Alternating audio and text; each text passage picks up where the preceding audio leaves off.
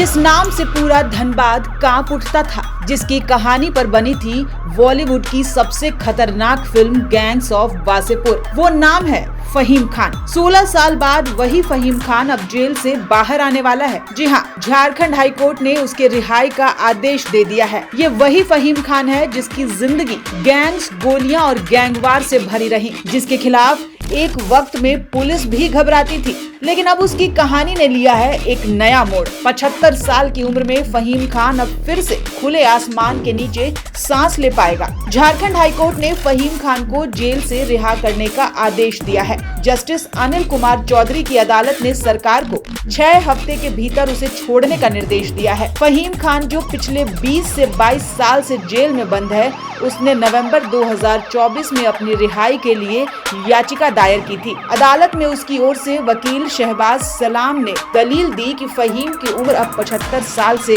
ज्यादा है। वो कई गंभीर बीमारियों से जूझ रहा है और अब इंसाफ के नाम पर उसे जिंदगी का आखिरी हिस्सा आजादी में बिताने का मौका मिलना चाहिए। कोर्ट ने सभी पहलुओं को देखते हुए राज्य सरकार को एक रिव्यू बोर्ड बनाने का निर्देश दिया था और अब उस समीक्षा के बाद हाई कोर्ट ने रिहाई का आदेश दे दिया है। फैसले के बाद धनबाद के वासेपुर इलाके में फहीम खान के घर में खुशी की लहर दौड़ गई। लोगों ने मिठाई बांटी और उसके बेटे इकबाल खान ने कहा, हमें हमेशा न्यायपालिका पर भरोसा था और आखिरकार हमें न्याय मिल गया। इकबाल ने यह भी कहा कि जो युवा अपराध की राह चुनते हैं, उन्हें समझना चाहिए कि ये रास्ता सिर्फ बर्बादी की तरफ ले जाता है। उसने धनबाद पुलिस को भी धन्यवाद दिया और कहा कि वो अब समाज में शांति और कानून व्यवस्था के साथ जीना चाहता है।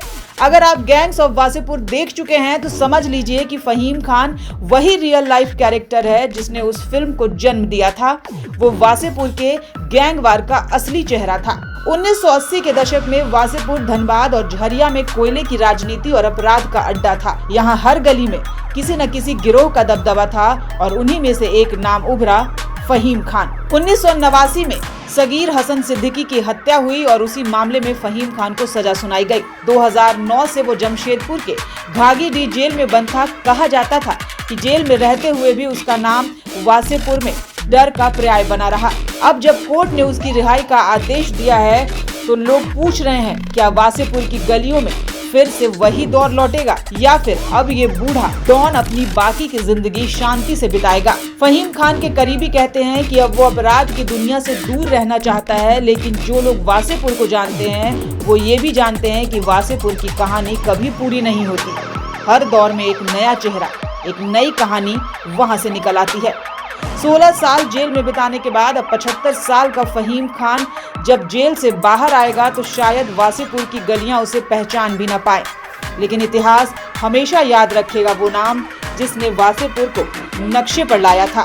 आपको क्या लगता है, फहीम खान की रिहाई के बाद वासेपुर में फिर हलचल मचेगी या ये कहानी अब बस इतिहास बनकर रह जाएगी? अगर आपको गैंग्स ऑफ वासेपुर और रियल गैंगस्टर की ये कहानी पसंद आई है तो वीडियो को लाइक करें, चैनल को सब्सक्राइब करें, क्योंकि ऐसी ही असली कहानियां हम आपके लिए लाते रहते हैं। ब्यूरो रिपोर्ट, द समाचार पत्र।